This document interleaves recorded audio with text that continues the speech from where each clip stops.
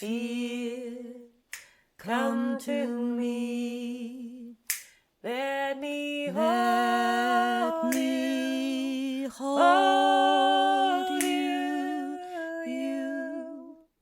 You are mine.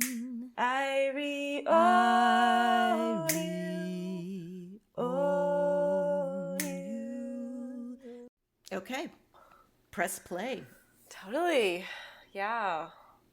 Hi, I'm Patricia. Before recorded history, humans knew singing as a deep source of power.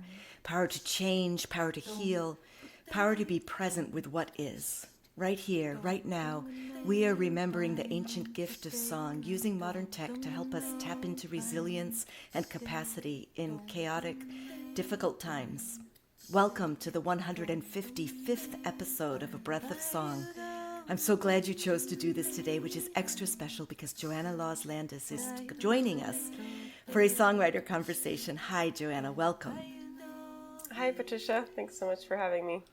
We are here to find more ways to sing songs that help us heal, adapt, and grow. Each of our voices is exactly what's needed for this.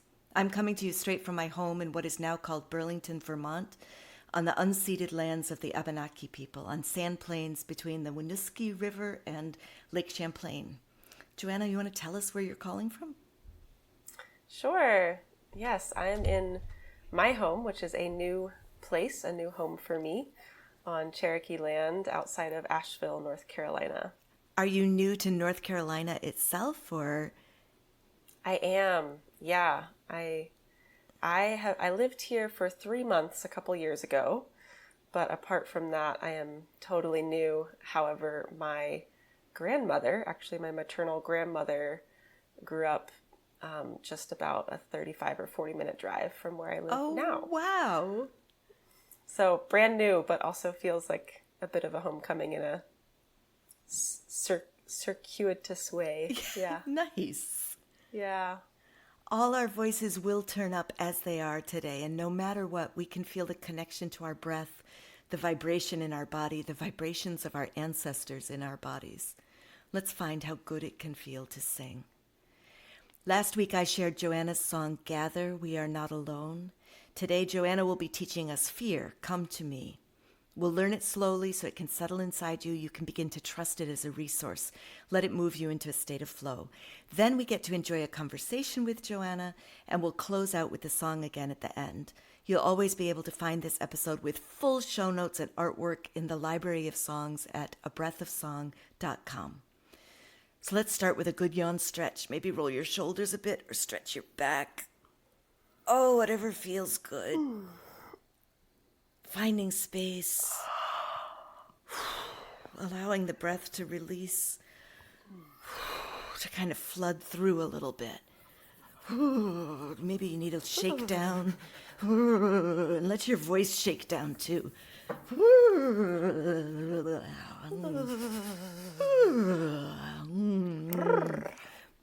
Try chewing a little bit of caramel. Usually makes a munchy sound. And loosening all that out. And some slides up and down your spine.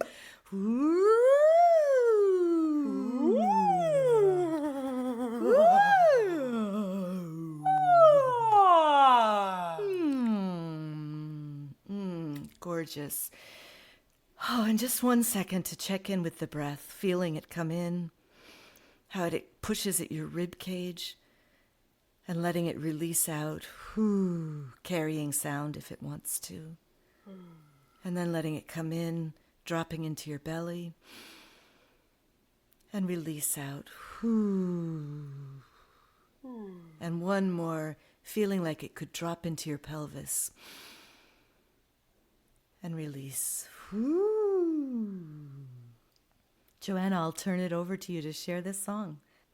Yeah, so this is a song that came to me maybe 2.5 or 3 months ago now. It's pretty fresh. And yeah, you spoke the title, Fear, Come to Me.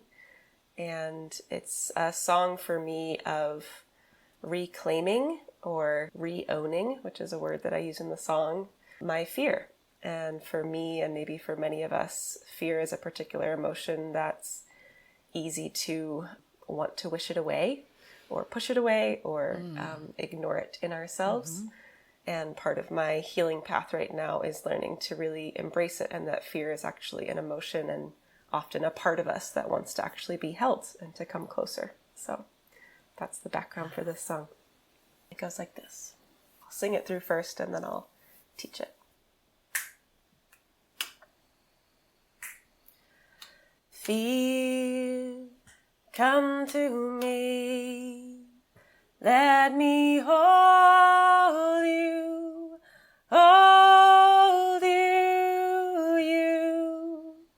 you are mine, I own you.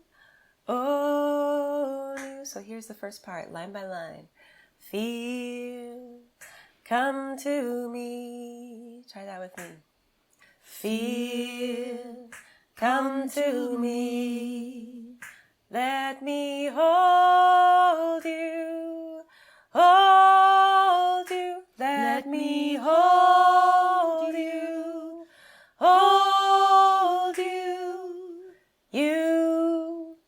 You are mine. Sing that with me. You are mine, I own you, I own you, all the bigger chunks. Fear, come to me, let me hold you, try it with me. Fear, come to me, let me hold you, Next part. You are mine, I own you, with me. You are mine, I own you. Sing with me. It's the whole first part. Fear, come to me. Let me hold you.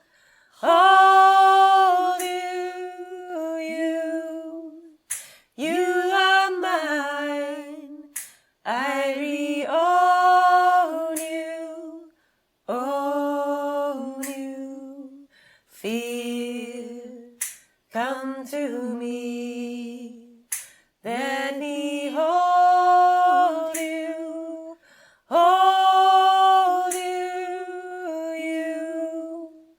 You are mine. I own you. One more time. Fear, come to me. Let me hold you.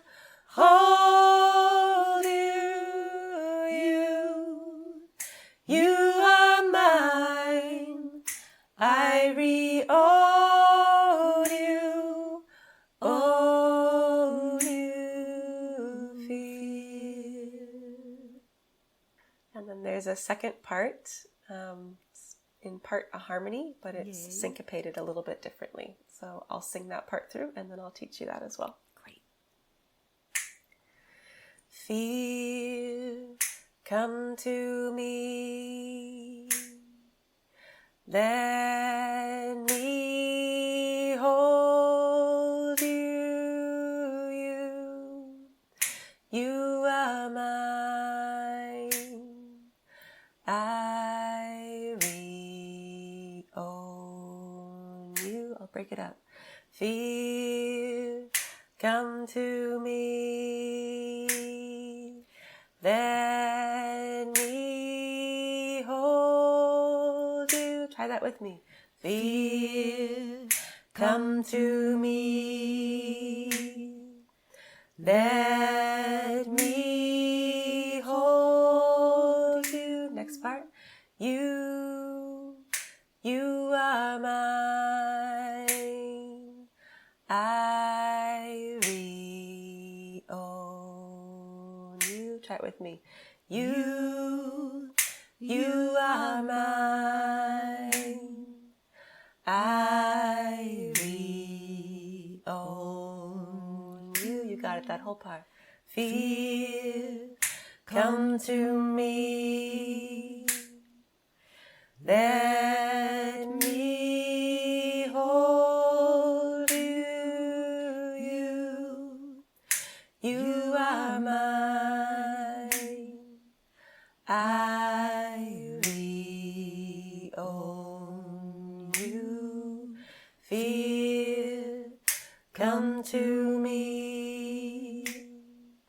Let me hold you. You are mine. I own you. Keep it going. Fear, come to me. Let me hold you. You are mine. I own you. Sing either part. Fear, come to me. Let me hold you. Hold you. You are mine. I own you. Fear, come to me. Let me hold you. Hold you.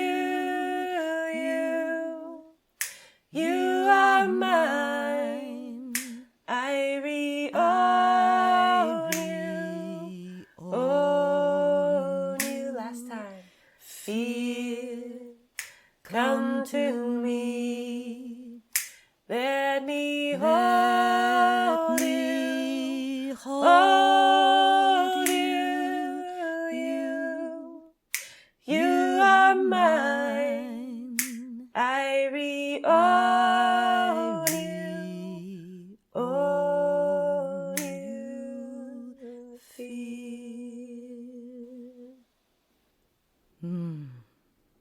Tell me how you feel after you sing that. I was just tuning into that. Yeah, I feel my body feels heavier in a pleasant way. I feel a little bit more here, a little bit more grounded. Yeah. I notice even my speaking voice, I think, is a bit lower now than it was at the start. I get a similar feeling. It's a little like those weighted blankets that some people use as a calming, especially because the tempo is a little slower than, I don't know, it feels like than the way we often sing. So there's a real sense of I'm dropping into right here and I'm okay with this. I'm okay with holding this fear. I have to say I relate to that, you know, the sense of wanting to push fear away and not wanting to experience it, especially if it's a familiar fear. I often feel like, wait a minute, I've done this before. I've dealt with this. I've thought this through. I've managed you. I shouldn't have to feel you again. Go away, you know? Yes. Yeah. So common. Yeah. And it's interesting what you say too about the slowing down. It makes me think about one of my teachers, Thomas Hübl, talks about two different ways that we often use to feel less, which is intelligent in many situations. It's hard to feel in our world many times. Yeah. But two of those common ways are speeding up is one, and then sort of tightening or getting harder is the other. So it's interesting, just as you invited us to tune in with how we were feeling in our bodies after singing, to notice, at least for me, the slowing down really feels like part of it, and maybe there's some softening as well. Yeah. That's beautiful. tell me more about how you heard this song, how it came to you. When you say the song came to you, what does that mean to you? Yeah, I love that question. Well, this song in particular, I've been doing a lot of inner work, a lot of healing in the last few years, and I just mentioned the name of one of my teachers, Thomas Hübl, who does a lot of work with collective trauma integration and really combining sort of a neuroscience lens with more of a mystical approach to healing. And partially through that work that I'm doing with him, and his organization is called the Academy of Inner Science. And part of that learning for me, there was just so much coming up around this theme of fear. And for me, on one level, just noticing, sometimes when we start to do inner work, symptoms or things that maybe aren't our favorite start to show up more. Yes. And it's easy to think like, oh God, shouldn't have gone there. I'll just go back to when things are easy and I wasn't thinking about it. And because it's only making it worse. Yeah. But really for me, what feels true is that I'm just becoming more conscious of processes that were always here in my system. Yeah. And so tuning in with fear and how it shows up in my life has been a big theme supported by that work. And so I knew that I wanted a song for this. The only songs I knew previously about fear was like a different approach, which has its own merits, but sort of the approach of, I see you and I don't need you and go away, just kind of like sort of a playful, like, hey, fear, I don't need you in my life. And maybe at one time that resonated for me. And just lately with this work, which is such a self-compassion approach at its core, I was really feeling the need for, something different, like a song that was really inviting me and supporting me to embrace my fear and to actually invite it closer, invite the parts of myself that get scared in different situations to be held by my adult self, you might say. Yeah. So I knew that I wanted the song and needed a song.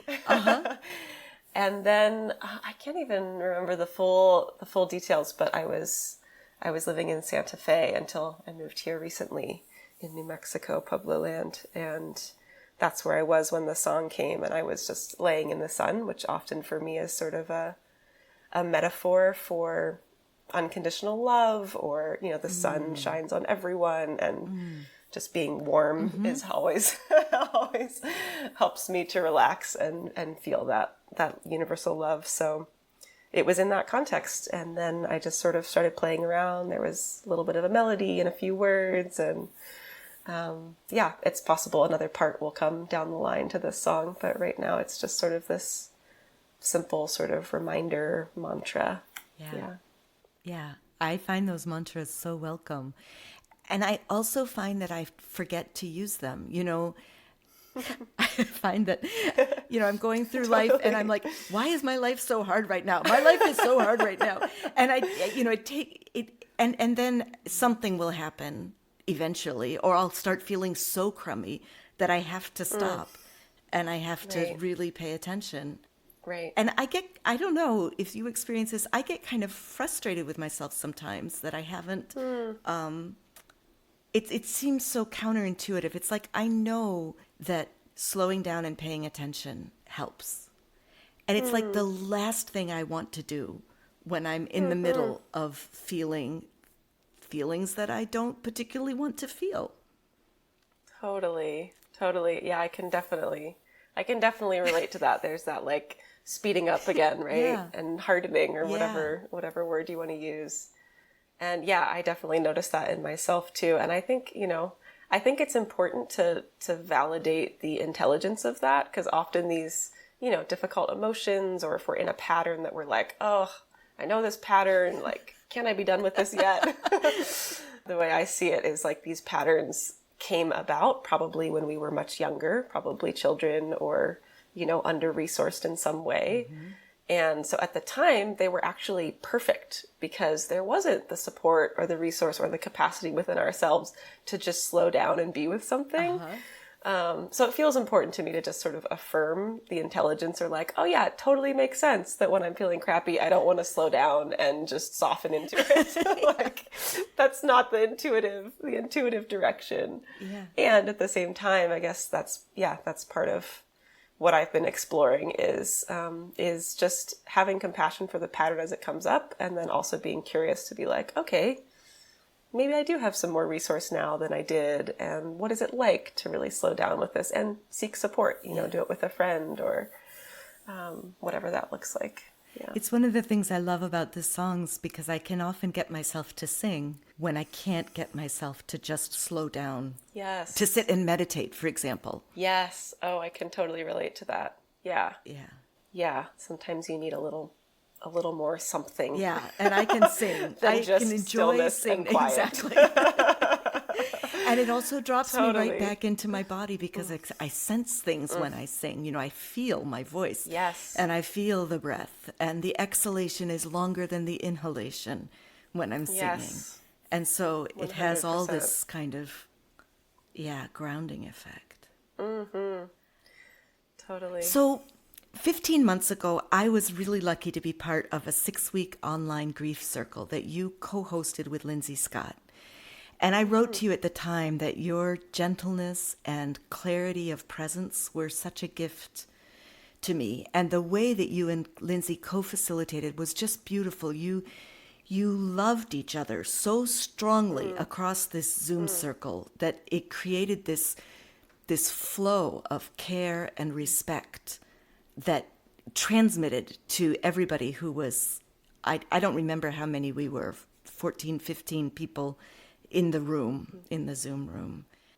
So I asked you right afterward if you might be interested in being a part of A Breath of Song. And I was so happy that you said yes. And now I'm wondering why you decided to say yes to this invitation. Yeah, well, first just to say it was really lovely to get to know you a bit in that group, and I'm so glad that that's how we got connected, kind of through Lindsay too. Yeah. And my yes to this was pretty easy. I know that singing is so important for me, and I know, I knew about your podcast already and have benefited myself from getting to learn songs and also learn from song catchers and people who are carrying this medicine. So it felt like an honor to me to be invited. So yeah, I'm really grateful to be here 14 months later, 15 months Sometimes later. it takes a while. It's happening. Yeah. So I was really struck during that time we spent together by your skill at listening. Just how beautifully you listened to people and were able to reflect back what they had said, both verbally and emotionally. How did you develop that skill, do you think? Yeah, interesting thing to reflect on. Well, one thing that comes to mind just from what you said before too about Lindsay and I co-holding that space. I feel like so much of my capacity to listen or to be present or, fill in the blank is so much enabled by being in a loving space or being in relationships or communities or groups where I know that the other person knows me and has my back. So one thing I just wanted to say, so much love to Lindsay Scott and and what a pleasure it was to be in that space. And it's interesting. There's part of me hearing this question about listening that is, I think a few years ago I would have been like, oh yeah, I'm such a good listener. And now in some ways, because of the inner work I'm doing, I'm, not meaning to throw myself under the bus, but just also noticing the way that quote unquote being a good listener has also been my survival strategy. To fit in or to belong or to, for me, some of my shadow is like earning love and like, what do I need to do to earn love? And that was like one way that I learned to do it. So it feels important, I think, just to name that as like, often our gifts are also very much entwined with, some shadow or a wound or something like this. I think that is how many of those gifts develop, especially the listening and empathic gifts, because it's a way of surviving a situation where you're not safe and you need to be able to read and hear what people are saying and what they are not saying. And Precisely. to be safe. Yeah. Exactly. So I very much, I see how that plays in. And it's like, yeah, I had a lot of practice. I was very motivated to practice that skill and try to tune in and sense what was going on for people, like you say, both what they were maybe verbally saying, but also in other ways. And it's interesting because now as an adult, I'm sort of going deeper into that path. I'm in a training right now called Somatic Experiencing, which is a body-based trauma healing modality. And a big part of it is just like, this idea that our bodies hold information that our personality may or may not be aware of. And so as a practitioner, when I'm sitting with clients, I'm tuning into like subtle, shifts in body language or movements of the head or the eyes get slightly wider or things like this. Oh boy, I'm feeling self-conscious now. Not to put anyone on the spot or whatever, but it can be, it's a way that our body is speaking that we might not even be aware of. And so, of course, the intention in tuning into those things is just then to be able to get curious and, of course, trust the person system and always see like, I wonder what's here. Is there anything if we go deeper here? What's it like, again, to slow down and make some compassionate, co-hosted space to be with this? How do you find then the part that maybe doesn't come as intuitively, the part where you're needing to allow yourself to be fully present and visible or seen or stand? Yeah. I'm curious about your question. I'm curious about what you're tuning in from that, but I think my first response is just that's kind of my work. Like that's a lot of my growing edge right now is noticing, like where are my roots? Like where is my direct connection with the earth or with spirit or with source? Yeah. And how can I use these, skills, gifts, maybe from some wounding around really attuning outward to others, especially to other people, and utilize that from a place that's really sourced in myself and grounded. Yeah. Is that, I'm curious. Yeah, I was thinking about the fact that if you are someone who was given the opportunity to learn how to listen intensely, sometimes that's paired with the sort of squelching or the need to kind of fold yourself into expected shapes or to look a certain, behave a certain way, again, to be safe, right? Exactly. So you're shaping yourself in maybe ways that aren't your natural full self, don't express your full self. And maybe it feels threatening to be seen as your full self because you're not used to that self being okay. And I'm saying this completely from my experience, so I just, that was where the question came from. Yeah. Totally. Thank you for saying that. And that very much speaks to some of my experience. I relate with that in a big way. And, I just wanted to draw you out on it, I guess, a bit, because I don't think people come with different conditioning and some of us maybe have those patterns and others. It's like, oh, that's not my can of worms. Right. And I think for some people who have enormous confidence in their self being okay, it's maybe harder to learn to listen and feel that space for other people. Right? Like you said, we all get our own can of worms. We all get our own stuff that we're dealing with, right? Exactly. Exactly. Yeah. So I'm curious. I love what you said about the relationship with Lindsay and the feeling of that loving, supportive relationship. I've been really curious over this last period coming out of COVID. I've been thinking a lot about working in collaboration and how collaborating can build strength. It's not something that I have a lot of experience with. Collaboration where it helps both people. I have experience with kind of a servitude relationship. I don't know if that's really the right term, but where one person is helping the other person be what they are. But Right. I'm really curious about this idea of work collaborations that are of equals, or and I don't even want to use the word equals because I don't want to be putting people on scales. So, but just this idea of collaborating in a different way. And you co-lead regular online grief circles with your partner Will Rogers, right? Yes. Now, I do a lot of work with my partner and our daughter as well, and many people operate family businesses of various kinds.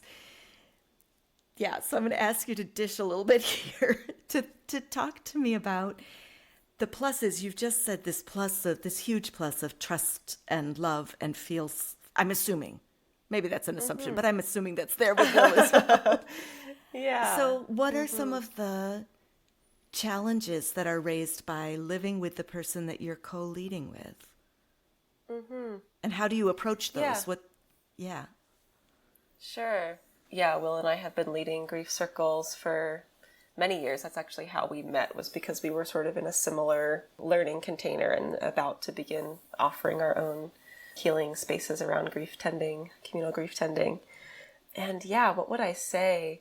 It's like, I'm assuming this is relatable, that especially with a partner or, family member that you live with, it's like, it's this, tricky like package deal, which is like, I know this person so well, so it's helpful because maybe I know some of their patterns, or I know what they need, or I have a sense of like what makes them feel safe, or they know that about me. And so there can be some sort of, some of that's already in line.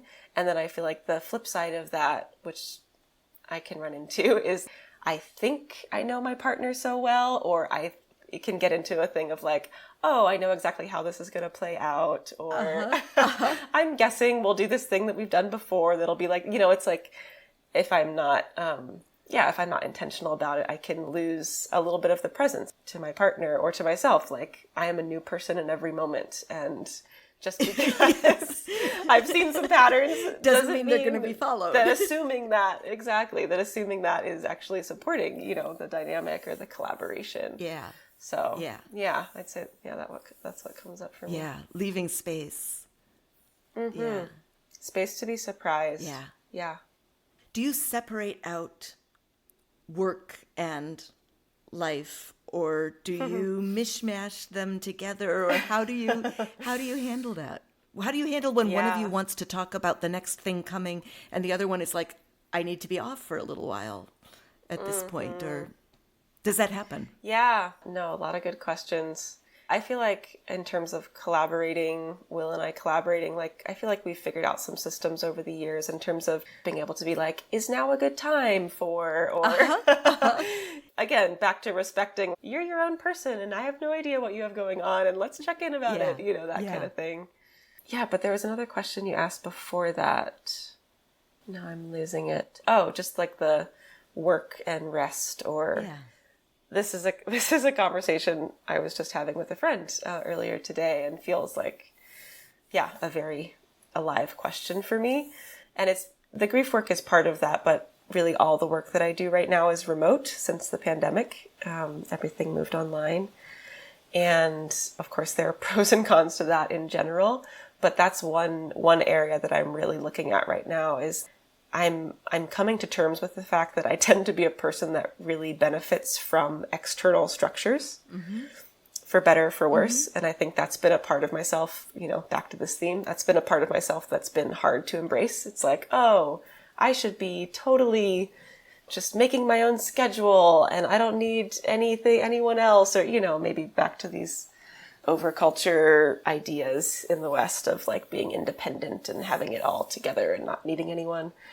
But I do really well when I have external structures. And I feel like even actually in undergrad and college, I was studying art, like visual art. And I found that in my classes, leading up to the end of my college career, in the classes, it was always structured. It was always like, here are some constraints, like you can only use this medium and it has to be this dimensions and it has to incorporate this thing we just learned. Now make something. And I love that. And then at the end of the year, it was like, okay, you're a senior now. You're just going to make a senior show. There are no rules. Ready, set, go. And part of my nervous system was just like, I have no idea. Like, I have no idea how to do this. Right. Like, where are the bumpers? Where are the constraints? Like, where's the, and I forget whose, famous quote it is or famous saying about, what even is it? Like, constraints can foster creativity or tennis in the net. Robert Frost said, without a net, you don't get to play tennis. Oh, I haven't heard that one. Something like that, yeah. Exactly. Yeah. Exactly. So I think that's, as I've been fully working remotely at a few different projects and jobs, I'm noticing it's more challenging for me to like set a schedule that's just me creating that. Yeah, that's a current something I'm chewing on right now, how to create an environment that, and back to the collaboration too. A lot of the work that I'm doing, apart from the grief work, is more solo. There's not as much collaboration, and I really love, I feel like I grow and just am really supported in those kinds of peer, if you will, collaborative environments like you were describing. I'm wondering if you would talk a little bit more about the choice to do grief work. I've heard people say, literally to my face, that doing grief work, singing about grief, is self-indulgent, kind of navel-gazing, and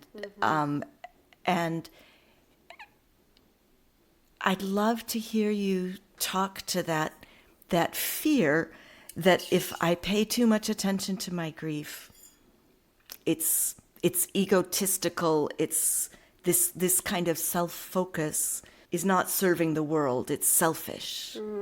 Mm-hmm. Yeah, totally. I've heard that one too. I'm not surprised. Yeah, and I think it used to really get under my skin. But yeah, what I would say from where I'm sitting today is, in a way, that statement or that fear of like, this is navel gazing, or if I go into this, it's all about me. Or also with grief in particular, there's often this feeling of, if I turn towards my grief or if I go into my grief, like I'm never coming out, like I'm just going to be in it forever. And that's all I'll ever do. And I'll just be a puddle on the floor for the rest of my life, Yeah.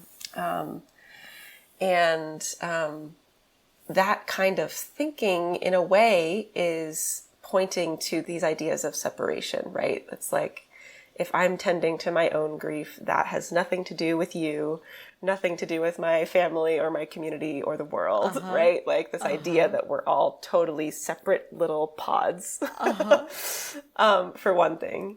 And the other layer is just like, yeah, at least in my experience, like when I'm tending my grief, or just like tending whatever emotion is here that's needing some attention that might be difficult for me, it's really the clearest path that I have towards being more in service in the world.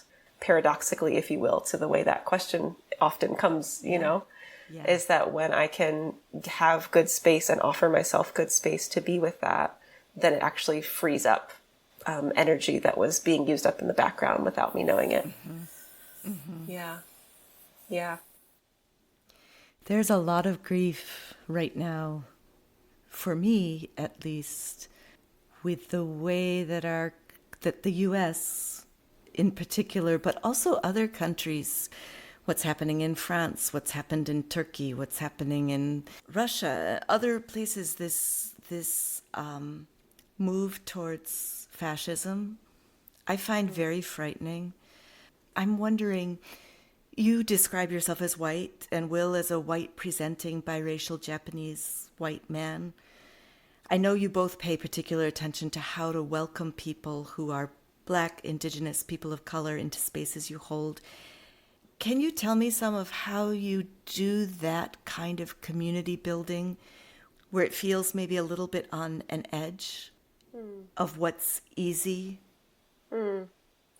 Yeah, well, I'll say in particular with the grief work, it's such a vulnerable terrain, especially in cultures that many of us in the Western world grew up in, of we don't show our emotions, or you go to your room and close the door and that's where you can feel grief, or that's where you can cry. And especially in the US, and like you say, it's not only here, but in environments where racism is so rampant that it's vulnerable to do that kind of work when there are people there that look very different from you and have a very different life experience from you. And so I think, the biggest thing for me is just is honoring that and just making a space for people to trust where they feel safe to do this work. And I think for Will and I, it feels important just to out the gate say, like, this is who we are, and our intention is to hold this space in a good way and to be holding sensitivity to how this work might land differently for different people, that sort of thing. And this may or may not be the space for you. And we want to support you to find whatever space it is for you that can help you to really get into this really vulnerable terrain. And so we also, Will is mixed and I'm white, and we also send out resources. We have some friends that hold like Black grieving spaces or Black listening circles as well, as one example. But, there's also spaces that are more geared toward particular identities that often aren't held well in white spaces or in the overculture. Yeah.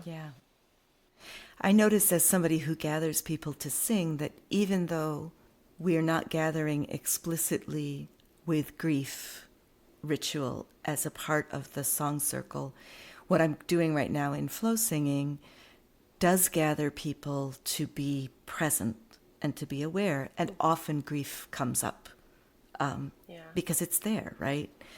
Yeah. I'm always looking for, how do I hold this space as safely as possible, recognizing that I can't create safety for anyone, that's their, Of course. but how do I make it a space where people can cry without feeling like they're going to be fixed by their neighbor? Totally. And I would say that's a lot of what we're doing in the grief spaces that we're holding, is really just giving folks permission to be as they are. And, there's so much pressure to sort of act like things are fine or deal with it in private, that sort of thing. So giving permission. And then also for all of us, just some reminders around, like, many of us were socialized into, as a default, when someone comes to us with grief or when we're hearing someone speak about something really painful or difficult, there are often these sort of social patterns of like, oh, I know exactly what you're talking about, like, or, oh, just read this book and, that'll, like, different, like you're saying, sort of like fixing or soothing or like trying to make it go away, essentially, in some way.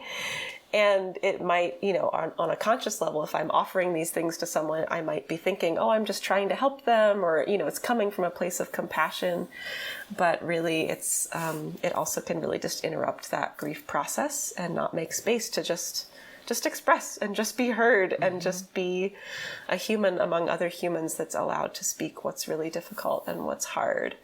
And so, I think there is a level of sort of bringing awareness to some of these social patterns that can come. And, we often use the terminology of bearing sacred witness as something that we do together in grief space. So, I don't know. That's some of what comes to mind. Holding space like that is tricky. It's a skill. And I'm assuming at some points you've made mistakes in holding that space, or done things that in retrospect you think to yourself, oh, I certainly have. So I'm asking this from myself. How do you respond to yourself? What do you say to yourself after you've messed up? What comes to mind is a time actually collaborating with Lindsay again, and we were holding a grief space in person. And there was just unexpectedly for me, there was a lot of, I just felt totally like the ground left beneath me totally unexpectedly due to just some circumstances I wasn't expecting in that space. And it was a real challenge for me to show up in service. And I was so grateful for Lindsay being there. And that's part of why, especially around like grief work and these things, unless it's something, really small or simple, for the most part, I don't facilitate solo. It's really supportive to always have a co-facilitator, that if it's like, oof, like whatever's coming up is really touching my personal stuff and I just need a moment, or I need to go get my own support or whatever it is, just like always having someone else there that can support. So that's one thing, is leaning on co-facilitators, leaning on support.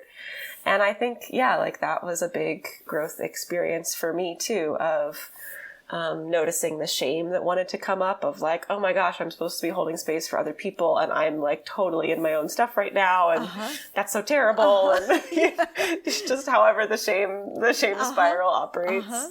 But again, through relationship and having the privilege of leading that work with a trusted friend in this example, and being able to circle back in the days after and just sort of process and do my own work and also get reflection. Yeah, really big learning for me. Yeah.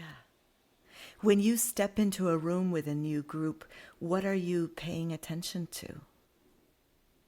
Actually, I'm going to back up before I say that, before I ask that. Yeah. I just want to say that Lindsay Scott said about you that your biking superhero name that she clearly remembers and found important was deep sea diver. And she said it fits because you are incredibly gifted at perceiving what's happening in the deep waters of a person group moment. Yeah. And I would say, again, it feels like this sort of echoes back to what we were talking about earlier around the sort of gifts or abilities and connected to wounds. And it definitely feels in that same terrain of like, yes, that's something that, because of how I came in, something that I've been practicing in this lifetime is really doing that deeper sensing. And I feel so grateful, really just in the last few years, in a bigger way anyway, to be finding people to learn with, to really deepen those skills so that it can be more explicitly in service in the world, tuning into collective dynamics or tuning into what's unspoken, in a conversation or in a group. Yeah. And finding what's needed to tend to that and include that, as well as whatever is more explicit or easier to see. Yeah. Yeah. You talked a little bit about the somatic awareness and how that's growing for you. Can you tell me what you tend to notice when you walk into a room with a new group that you're about to facilitate? What are you paying attention to? Yeah, it's interesting. In a way, it's a hard thing to put language around. I often use the term, the field, the idea of a field, almost like a magnetic field or whatever, but like within a group of people, even if the duo of us, there's a field here in this conversation. And similarly with a group of a few or, a larger group, like for instance, if I'm facilitating a grief group or something like this, there's sort of this own quality or essence or like an extra entity arises that is sort of like the group field. I mean, in a way, I'm probably will be finding language for that as I study deeper from a more academic place or from a more supported and guided place, how to do this with more precision. But I think, at least for me, it's like, if you think about, even with singing, when I'm hosting a song circle, it feels really important, like once we've sang through a song and the song is complete, to just like give that moment of silence in the space before going on to whatever's next. And that's one example, I guess, for me of where like sometimes there's like there's something palpable you can feel in the silence or in the space after a song. And so it's sort of on the same plane as that. And if I'm in a group and there's something that's stirring under the surface that's unspoken, not saying I could always sense it, but there are times in which, it's just like the quality, it's thicker or it's denser or I don't even know what language to use, but it's like, oh, there's something here to tune in with, there's something that's important. Yeah. It's important asking for attention. When you participate in a group that someone else is facilitating, what do you most appreciate? Something that I appreciate is when facilitation is really like inclusive and sort of attuned to the folks in the group who might more likely tend to feel left out, either based on who they are or based on the dynamics of the group. New people to a group that's already been established and everyone else knows each other. Or I really appreciate facilitators who are able to tune into those dynamics and then really weave in the group and cultivate a sense of belonging or inclusion or welcome.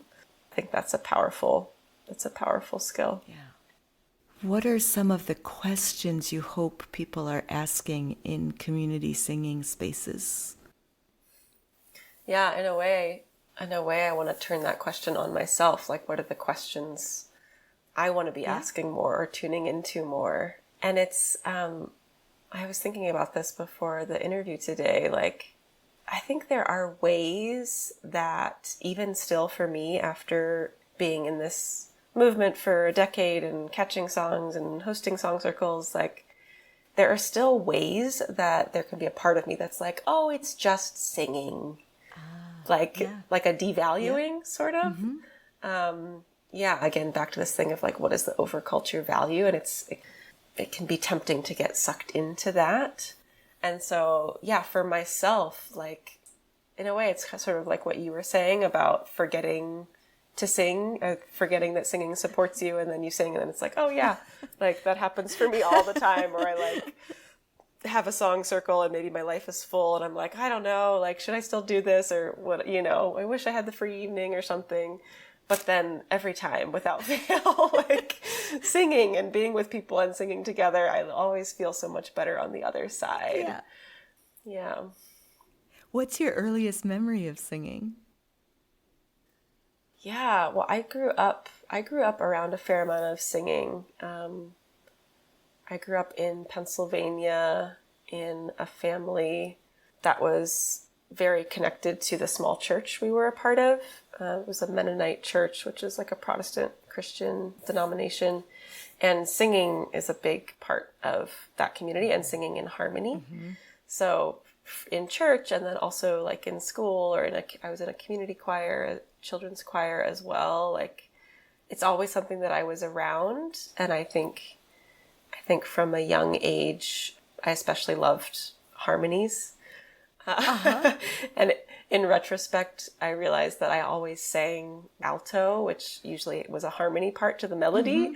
Not because my voice was low, but because I love the harmony so much. So in a way, it just feels like it's hard to pick out one particular memory, like, oh, what's the first time I sang a song or something, but it was around. It was the air I breathed in a certain way. And certainly community singing is its own thing, and I didn't come into that until my late 20s, but singing itself was always around. And my dad also loves to sing, and it's like this bellowing tenor voice. It's really special. So I think it was also in my household growing up. He would sing to me and my sister when we were little kids. Yeah. Are there any questions that you wish I would ask you? That's a good one. I see what you did there. Yeah, what else would I want to share about? Yeah, I mean, what comes to mind is just this intersection of community singing and grief work, and very much the way that I was introduced to this lineage of grief work. There's always been lots of singing involved with that, and that's not always how it's done, but the people who I learned from, Lawrence Cole and others, very much brought that tradition. And now, especially now that I'm more explicitly studying somatic practices and through this modality of somatic experiencing, at least so far in my studies, I'm not complete yet, but they haven't been like, let's all sing a song together. This is a somatic practice. But there are like vocalization practices, that are like, this is a tool that we can use for such and such. And even like you were saying at the start, when we're singing together, it's like, there's the vibration of the sound, there's the breath, it's regulating the breath, and maybe the exhale is longer than the inhale or more drawn out. So, very much in the grief work context, having song breaks or having that peppered in, especially with work that can be heavy or that can be challenging, I find to be such a huge support and like such a natural pairing, just to have these moments to do that both in our own bodies, but also, again, back to this like sense of the collective field, how much singing together can really knit a group together in a way that I don't think happens otherwise. I think, too, one of the most both intensely personal and intensely communal experiences that I've ever had is when I've been singing a song and couldn't continue because of crying, because of being taken over by sobs, and the group continuing the song and carrying the song, and so that I could stay in the song while I was crying, which is, if you're alone and singing to yourself and you start crying, song's done, the song, you can't keep it. Yes. So that sense of being able to stay in the music while feeling intense pain was so healing. Yeah. Yeah, I actually had an experience somewhat like that with this Fear Come to Me song that I just shared. The first time that I shared it at a song circle and just had the experience of, I don't know that we've said this explicitly on this interview, but the songs that I catch are very much the messages that I need to hear. So having other people sing this message to you. Exactly. Just hearing that sung back. So I was leading and teaching this song. And then at a certain point, I just let myself actually like hear what was happening.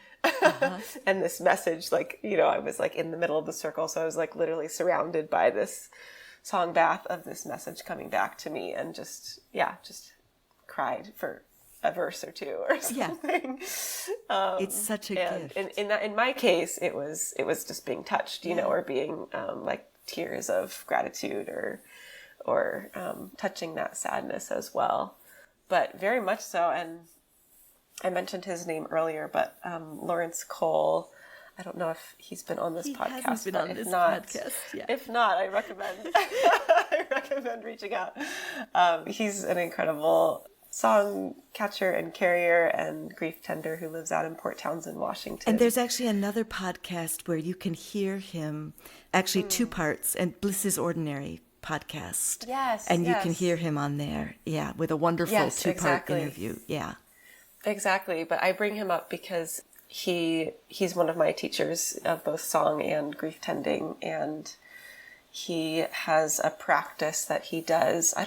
I think it's his own invention, I don't know, but that he sometimes calls grief song. And it's a process of being in grief practice, grief sharing group with people. And then there's an opportunity, if someone wants to just share a little bit about here's a little bit about what I'm grieving right now. And then an invitation to either the person themselves, if they feel so inclined, or Lawrence or whoever's facilitating will just make a little bit of the content of their grief into a simple melody, into a song on the spot, you know. And then they get to sing it and the whole group gets to sing it back to them. And often it's sort of like, it's done in the form of what words do you need to hear, or like what words did you want to tell to your grandmother that you didn't get to say before she passed, or, something like this. It's allowing, in a way, through space and time, something that needed to be spoken that hadn't been able to be spoken before and sung. And it's so powerful, like exactly what you're saying, like to just have these messages sung back to us and to have that held, so that we can break down or we can feel whatever we're feeling and be held in that song. Yeah. Beautiful. What a beautiful practice. I may have to add that to my song circles, because that's a beautiful, I love that. It's very powerful, especially if there's already emotion or grief or tenderness in the field. Yeah. How do you care for yourself besides singing? How do you tend yourself? Sunshine, which I mentioned earlier. I love being in water, especially wild water if I can find it. Mm-hmm. I was just in the Ivy Creek yesterday, which is near here. And then, yeah, I think just really surrounding myself with loved ones who I can be honest with, who I can be real with, who I don't need to keep it together for, and who I know can hold my story or my moment even when I'm just totally beside myself and really just needing to have some witness or to not hold it alone in that moment is so huge for me. Yeah. With this move to Asheville, with this move to a new space, do you feel further from people, closer to people? How does this affect that part of your life? Because moving is something that happens, right? Totally. Yeah, it certainly feels like a mix. You know, it's interesting. I think I said I was in Santa Fe before this for 1.5 years, and in one instance or a couple instances, it's like I'm almost coming closer with some of the people that I met there who still live there now that I've moved. So, you know, you might think it's like harder to be connected, and sometimes that's true, but I'm also experiencing sort of the flip side of that too. And yeah, I think I have a trust that the relationships that are important will stay, you know, or will last, or will continue in whatever form, even if they may shift. And I will just say that the last number of years, especially since the pandemic, I've been moving around quite a bit. So I haven't really sunk in roots for, you know, being in Santa Fe for 1.5 years is probably the longest in the last, 4 years that I've lived in a place. Okay. So it's also like, that's kind of how my life has looked these years. And the hope, the intention is that being here now in North Carolina will be a longer term place to really sink in. And we moved here to live on land with some dear friends. And but it's, it takes time too. And we're so new. It's just been a couple months. So so very much in the nesting process and starting to find out, what is in-person community going to look like here. Yeah. Usually I ask more or less at this point if there's anything that you're excited about that you want to share with the people who are listening. And I don't know, coming off of such a recent move, for myself, when I've just moved 3 months, I'm not starting anything new. But I will put that question out to you to see if, We haven't started song circles here yet, but that is a dream. More than a dream. It's going to happen. Probably this summer sometime. So if anyone's in the Asheville area, would love to connect with you and sing with you. I think I'll have my email address in the show notes, so you're welcome to reach out to me that way. Great. And and then the grief work that my partner Will and I lead together has been online since the pandemic, about once a month. So that's another way to stay connected. And I'm excited about those spaces. Yeah. Beautiful. You ready for lightning round questions? Sure. Okay. The idea behind them is that you give a quick answer and we go on, and I don't explain them much. I just read them out quickly. That's not how it usually happens. But that's sort of the background idea. I feel like I need a button or something, What's an album that was really important to you? The Cranberries. Everyone else is doing it, so why can't we? What's your favorite soup? Oh gosh, favorite soup. I've been making a lot of congee lately, or juk, I think is the Chinese word. Which I don't know if it's technically a soup, but is like a rice porridge with ginger and garlic and some kind of chicken or something that's super, super good. Nice. What is a sound that you feel strongly about? Oh, loud motorcycles, which is interesting because my strong feeling is usually irritation, especially when I'm trying to have a conversation and it's just like everything needs to stop for this very loud sound. But I also have been nurturing an alter ego, like another version of me that sort of doesn't care what other people think and just does what she wants. And she really wants a motorcycle. So there's also opportunity here to get curious about that and embrace that sound. You're going to have an electric motorcycle or something. A silent motorcycle. Totally. Yeah. Well, then you can just be irritated by leaf blowers instead, which have a very similar sound. And I'm sure there will be other opportunities. Well, there's a serious biking week up here in Vermont. So when you get your bike, you'll just need to come up and you can stay here and go bike in Vermont. Okay, that sounds great. Sounds like a plan. That sounds great. Who is an artist that you wish more people listened to? Leanne LaHavas, I think that's how she says her name. There's a song called Paper Thin that I've been listening to lately, especially her acoustic stuff. Fabulous. Yeah. It's a selfish question because I just ask that question and then I go listen to the artist. Totally. I don't know if anybody else does, but I do. Fabulous. A huge thank you to you, Joanna, for coming on A Breath of Song. A huge thank you to you, our listeners. I'm so glad you're singing with us. You can visit abreathofsong.com to see show notes with links, lyrics, Patty Piotrowski's glorious artwork. You can sign up to get artwork and music in your mailbox. How beautiful is that? And be one of the generous people who put something in the gratitude jar that helps cover costs.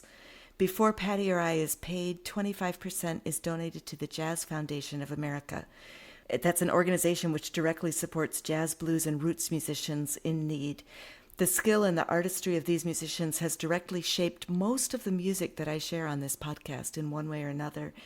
Yet historically, they have been inadequately recognized and unfairly recompensed. That's what prompted me to search out this particular group for us to support. Let's sing Fear Come to Me again to help it sink in more deeply. If that's okay with you, Joanna? Of course. Yeah, sounds good. Okay, we already know it, so we'll just sing it through. And I'll go back and forth between the parts. Sing whichever one you like. Fear, come to me. Let me hold you. Hold you. You are mine. I own you. Own you. Fear, come to me. Let me hold you. Hold you. You are mine. I own you.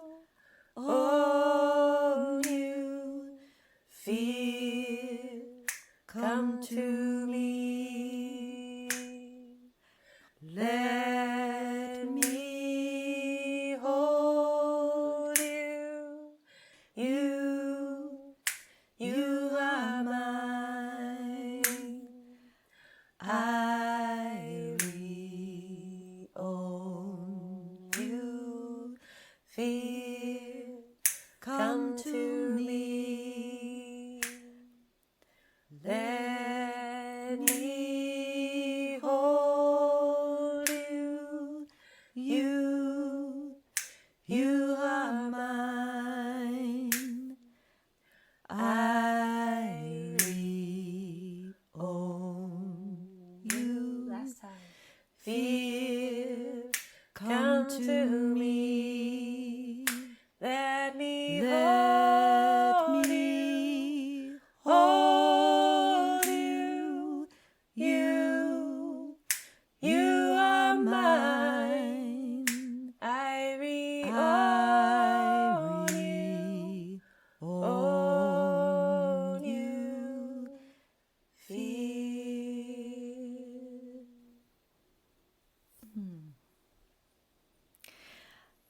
I'm going to do something a little unusual. I'm going to add a question right here, which is, in that song,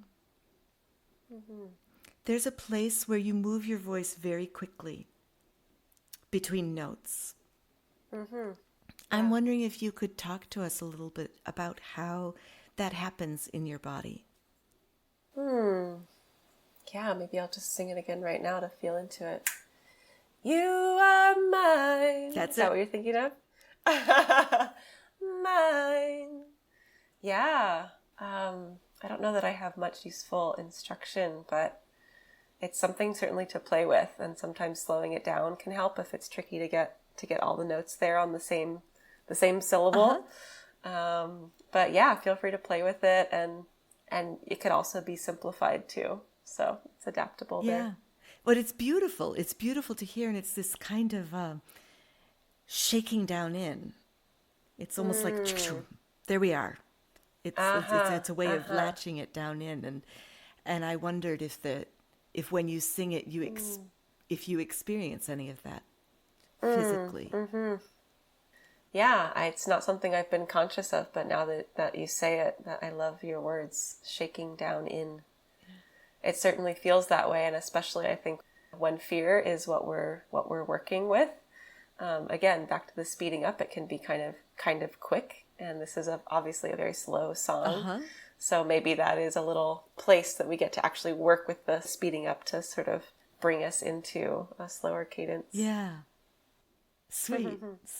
Yeah, I love that question. Thanks for adding it in. Thank you so much for coming today, Joanna. Yeah, it's been such a pleasure to be here. So grateful. Thank you, listeners and singers, for joining Joanna and me today for A Breath of Song. I'm so grateful that you're taking care of yourself and listening to your voice. I believe making a better world starts with tuning in to ourselves and each other, which is what we just did. So, yay us! Woohoo! If you're liking this podcast, please share with a friend, and next time we'll plant another song. Until then, be well. Whew, that's us. Hey! Woohoo! Woo, we did it!